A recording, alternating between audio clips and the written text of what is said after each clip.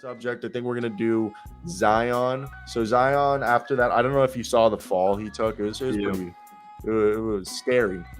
Not as bad as the Anthony Davis. I don't know how Anthony Davis is fine after like literally falling what seemed like 50 feet from the air. Yeah, like 3 feet. Like, guy was okay. But over here, we got the next one, and that is Zion Williamson and the Pelicans. The Pelicans so far, in certain games, they've looked dominant, okay? The Pelicans have been phenomenal, have been a very fun team to watch. But in other games, I don't want to say the word choked, but they, in the overtime loss to New Orleans, one could say that was a bit... The New Orleans lost to New Orleans? Oh, I mean, not to Utah. Jazz. Yeah, sorry. Yeah.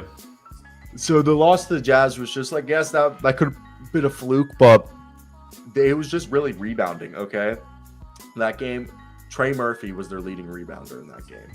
I think that was the big difference, and it was weird that they didn't have, much rebounding, especially the fact that Valanciunas played like 24 minutes. I think the reason why they weren't was they played the Jazz, and the Jazz are this ultra spacing team that even though Jared Vanderbilt's in there, he doesn't even he stays near the rim, but he still allows you to space the floor. And he's starting to shoot threes now. Yeah. So it seems like the Pelicans' one weakness is they have to take Valanciunas off the floor when this happens, and they'll sometimes either have to put in Larry Nance or they put in Trey Murphy, and they'll run lineups where it's like, before Zion got hurt, it seemed like they were running Zion, Brandon, Herb, CJ McCollum, and Trey Murphy. And then when Zion got hurt, it was Larry Nance, Brandon, Herb Jones, CJ McCollum, and Trey Murphy. They went with that because, yes, they have the lineups to match up with this ultra spacing teams, but like a lot of teams, it looks like the catalyst for this team is when they go small. Zion isn't really the guy you want to be your small ball five, even though he wasn't terrible. It's just that he's not, and Larry Nance is more of the small ball five. But when you put him in the game, you lose what Valanciunas puts in is that putback ability. You don't have a small ball five who's a consistent 3-point shooter, nor is a dominant rebounder. Even though Larry Nance is, but he's not like a putback god. Well, yeah, so Jackson's going to help a lot with the rebound. Oh, fuck, Jackson Hayes is still out. He's going to help, yeah. He's back.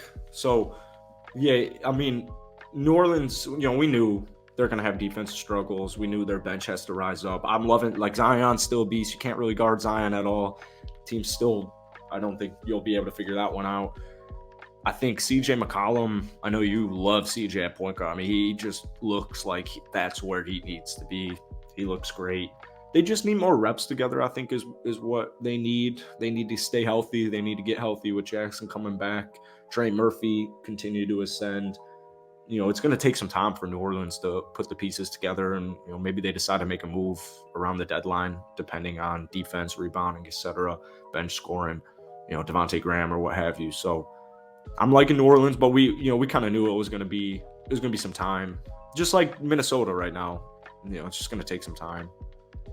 A lot of these teams, actually. Yeah, I just think it's more fitting in the lineups and stuff. I think the more reason of concern is I think Zion's looks fine. And he had 25. He looks great. He looks fine. I don't think there's any reason to concern with Zion. I think the real reason to concern is Jose Alvarado and Devontae Graham. They've been good, but outside of Trey Murphy, there's not really... if Trey Murphy were to get hurt, there's no...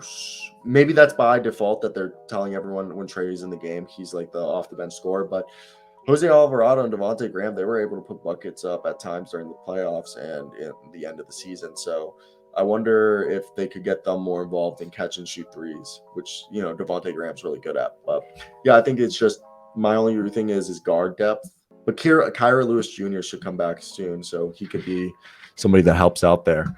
Now, let's move over to a guy that you're a big fan of. He used to play for a team that you went and visited this weekend, and I read an article today saying that he's not ready to start, but man, god dang, every time he touches the ball, it's like, god dang, why?